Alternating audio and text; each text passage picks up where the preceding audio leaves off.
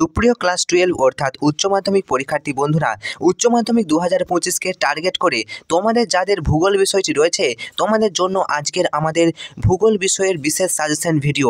দেখো, আজকের এই ভূগোল বিষয় থেকে যে প্রশ্নগুলো আলোচনা করা হবে তার প্রত্যেকটি কিন্তু পরীক্ষার জন্য অত্যন্ত গুরুত্বপূর্ণ তোমাদের 2025 সালের পরীক্ষায়। আর এই প্রশ্নগুলো যেহেতু উত্তর সহ আলোচনা করব, তাই তোমাদের সময় নষ্ট একেবারেই হবে না। প্রতিটি প্রশ্ন মন দিয়ে দেখার চেষ্টা করবে। আর এই প্রশ্নটি বোর্ডের তৈরি মডেল প্রশ্নপত্র। হ্যাঁ বন্ধুরা, তোমরা ঠিকই শুনেছো। দেখো, বোর্ডের তৈরি মডেল প্রশ্নপত্র। এই প্রশ্নটি West Bengal council of higher secondary education অর্থাৎ সংসদের তোমাদের যে প্রশ্ন, দেখো প্রকাশক পশ্চিমবঙ্গ উচ্চ মাধ্যমিক শিক্ষা সংসদ।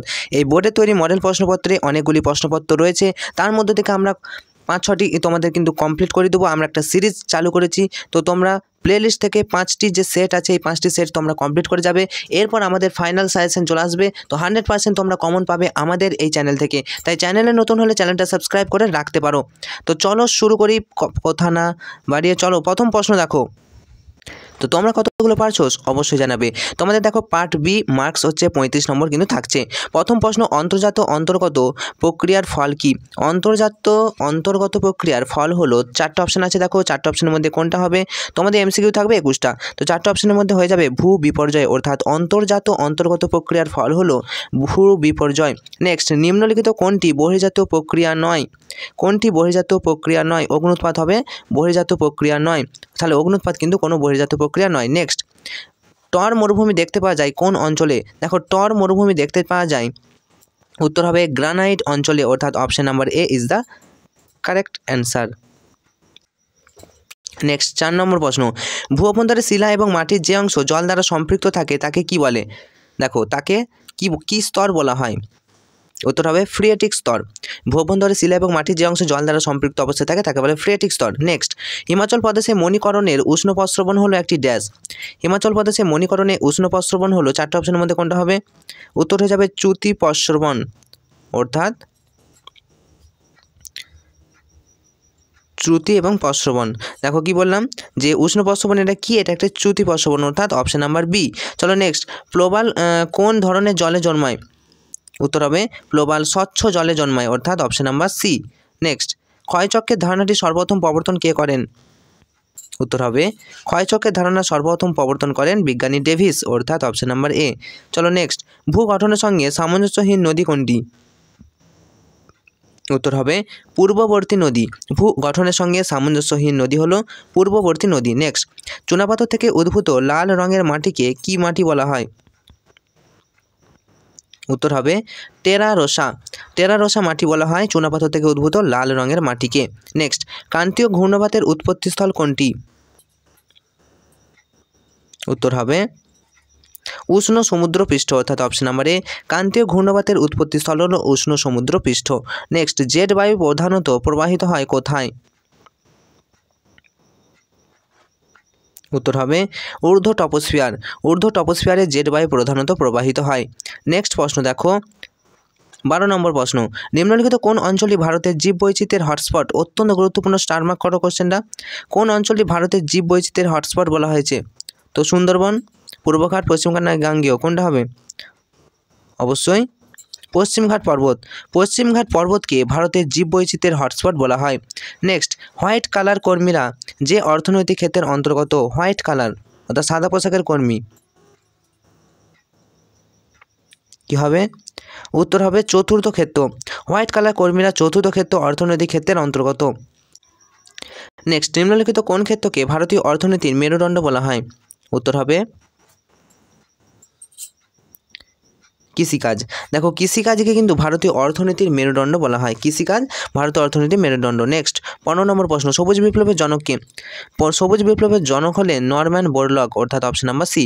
নেক্সট, দ্রব্যসূচক আয় বলছে এক অপেক্ষা যত কম হবে শিল্পের অবস্থান ততই কি হবে? 4টা অপশনের মধ্যে বাজার কেন্দ্র হবে, অর্থাৎ দ্রব্যসূচক এক অপেক্ষা যত কম হবে শিল্পের অবস্থান ততই বাজার কেন্দ্র হবে। নেক্সট, টোকিও এবং ইয়াকোহামা শিল্পাঞ্চলের প্রধান শিল্প কি? টোকিও ইয়াকোহামা শিল্পাঞ্চলের প্রধান শিল্প কি? উত্তর হয়ে যাবে লৌহ ইস্পাত শিল্প। নেক্সট, নিউ ইংল্যান্ড অঞ্চলে কার্পাস বয়ন শিল্পের অবনতির কারণ কি?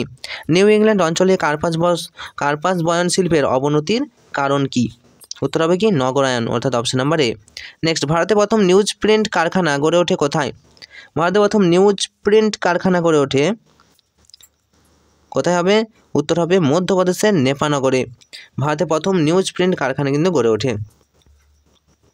নেক্সট প্রশ্ন, 20 নম্বর প্রশ্ন, জনসংখ্যা পিরামিডে ভূমি প্রশস্ত ও তীক্ষ্ণ দেশ শীর্ষ দেশ তীক্ষ্ণ। কি বললাম? জনসংখ্যা পিরামিডে ভূমি প্রশস্ত আর শীর্ষ দেশটা হচ্ছে তীক্ষ্ণ। এটা কিসের ইঙ্গিত দেয়?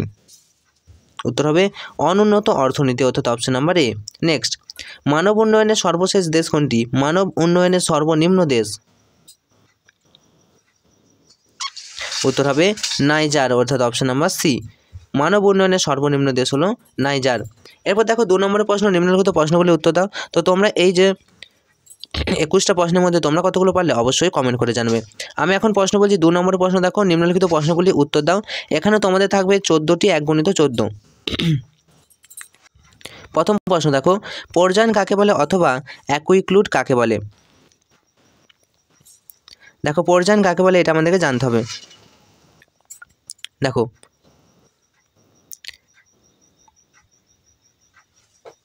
তো প্রথম প্রশ্ন 2 নম্বরে, পর্যায়ন কাকে বলে?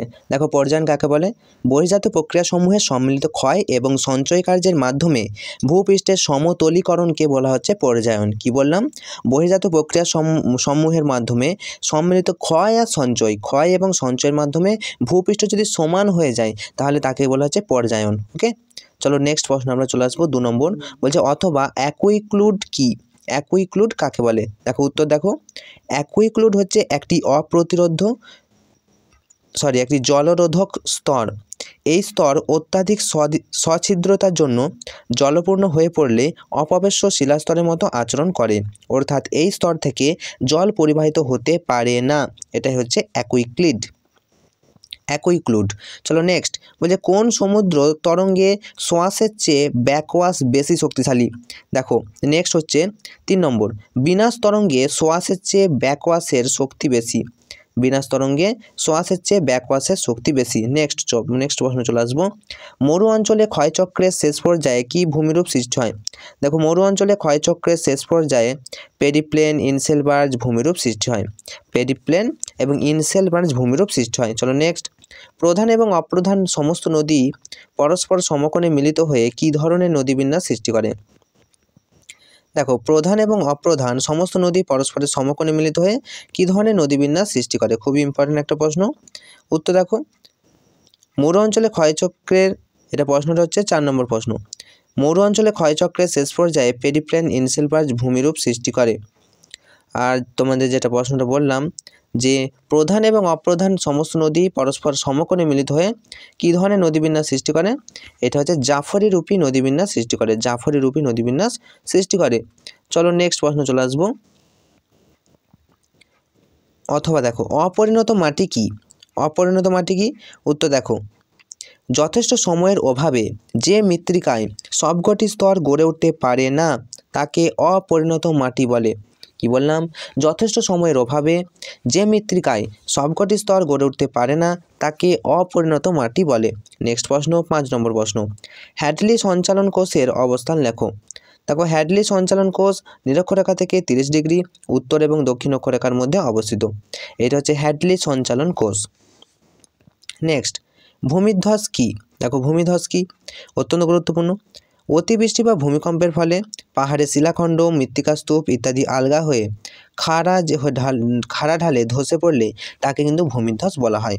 চলো নেক্সট, মিলেট কি? অত্যন্ত গুরুত্বপূর্ণ, স্টার মার্ক প্রশ্ন করো। দেখো জোয়ার, বাজরা, রাগি প্রভৃতি ক্ষুদ্র দানাশস্যকে একসাথে কিন্তু মিলেট বলা হয়। নেক্সট প্রশ্ন, ফুটলুস শিল্প কি বা শিকড় আলগা শিল্প কি?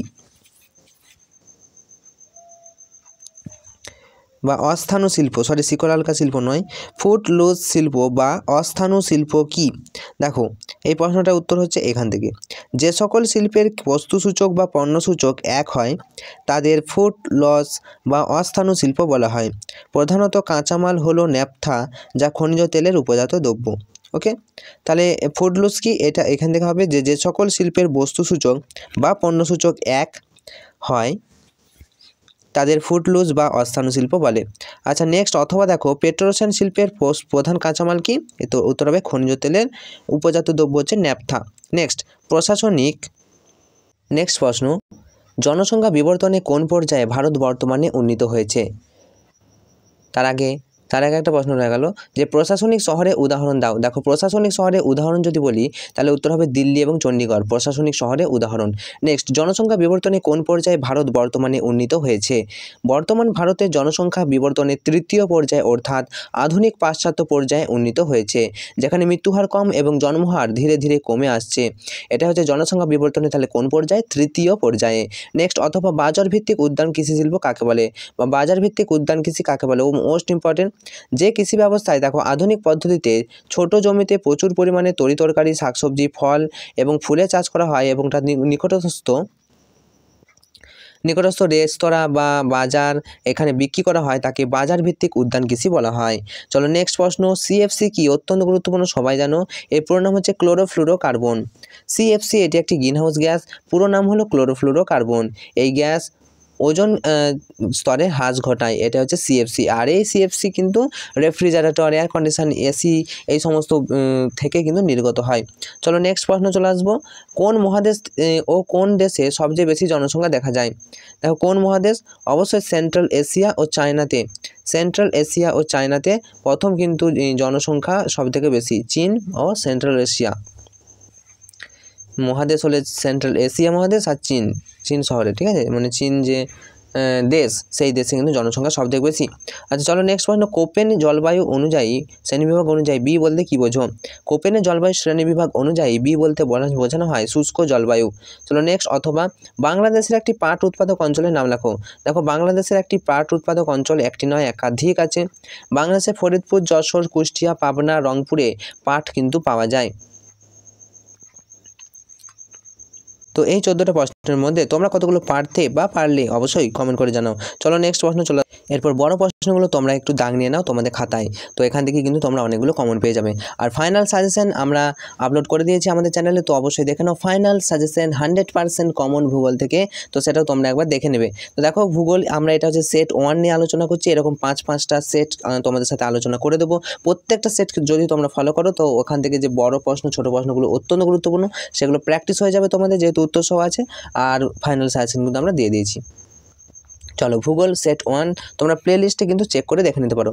প্রথম দেখো ভৌমজলের নিয়ন্ত্রকগুলি ব্যাখ্যা করো। গিজার কি? অত্যন্ত গুরুত্বপূর্ণ, তোমাদেরকে বলে রাখি 5x7 35 নাম্বার কিন্তু থাকছে তোমাদের পার্ট এ থেকে। দেখো অথবা তাহলে এটা করতে হবে, অথবা এটা নদীর স্বাভাবিক ক্ষয়চক্রে যৌবন পর্যায়ে কী কী ভূমিরূপ গড়ে ওঠে তা ব্যাখ্যা করো। কি বলা হয়েছে? সলিফ্লিকশন কি কাকে বলে? তো এইটা দেখো 5+2 কিন্তু রয়েছে। চলো নেক্সট, মধ্য অক্ষাংশীয় ঘূর্ণাবর্তের উৎপত্তি পর্যায়গুলি বর্ণনা করো। একই সাথে মৃত্তিকা দূষণ কাকে বলে? তো 5+2 কিন্তু রয়েছে। অথবা তাহলে তোমাদেরকে একটা করতে হবে, এটা অথবা এটা করবে, এটা অথবা এটা করবে। দেখো অথবা দেখো জলবায়ু পরিবর্তনে মনুষ্য সৃষ্ট তো 3টি প্রধান কারণ সবাই জানে, তোমরা পারবে বানিয়ে লিখতে পারবে। আর দেখো জীববৈচিত্র্য সংরক্ষণের প্রয়োজনীয়তা কি? জীববৈচিত্র্য সংরক্ষণ কেন করব এটা। আচ্ছা দেখো এরপর জীবিকা সত্তাভিত্তিক ও বাণিজ্যিক কৃষির বৈশিষ্ট্যগত পার্থক্য লেখো। আর একটা হচ্ছে কোয়াটারনারি ক্ষেত্র দুটির উদাহরণ দাও। নেক্সট, পূর্ব ভারতে লৌহ ইস্পাত শিল্পের একদেশী ভবনের কারণ কি? অত্যন্ত গুরুত্বপূর্ণ স্টারমার্ক কোশ্চেন। সিবিটি কি? এটা তোমাদের দেখতে হচ্ছে। আচ্ছা পরিষেবামূলক কার্যকলাপের গুরুত্ব আলোচনা করো। আর জিআইএস বলতে কি বোঝো? 5+2 কিন্তু থাকছে। অথবা আরেকটা প্রথম দ্বিতীয় এবং তৃতীয় ক্রম পরিকল্পনা অঞ্চলে উদাহরণ দাও। গোষ্ঠীবদ্ধ জনবসতির বৈশিষ্ট্য লেখো। এটাও কিন্তু 3+4 কিন্তু থাকছে, অর্থাৎ 7 নম্বর। তাহলে তোমাদের 5টি কিন্তু 7 নম্বরের প্রশ্ন করতে হচ্ছে, অর্থাৎ 35। আর তোমাদের এখানে পার্ট বিতে থাকছিল 35, অর্থাৎ টোটাল 70 নম্বরে তোমাদের পরীক্ষা হবে। তো ভূগোল বিষয়টি থেকে থাকলে চ্যানেলটি সাবস্ক্রাইব করো। পরবর্তীতে আরও এটা সেট 1 নিয়ে আলোচনা করছিলাম, পরবর্তীতে সেট 2 সেট 3 5টা সেট কিন্তু পরপর আলোচনা করে দেবো। তো অবশ্যই তোমাদের ভিডিওটি হেল্পফুল হবে, বন্ধুদেরকে অবশ্যই একটু শেয়ার করে দিও। তোমাদের পরীক্ষা খুব ভালো হবে এই শুভকামনা জানিয়ে আজকের মতো ভিডিওটা এখানেই শেষ করছি। Enjoy exam, all the best.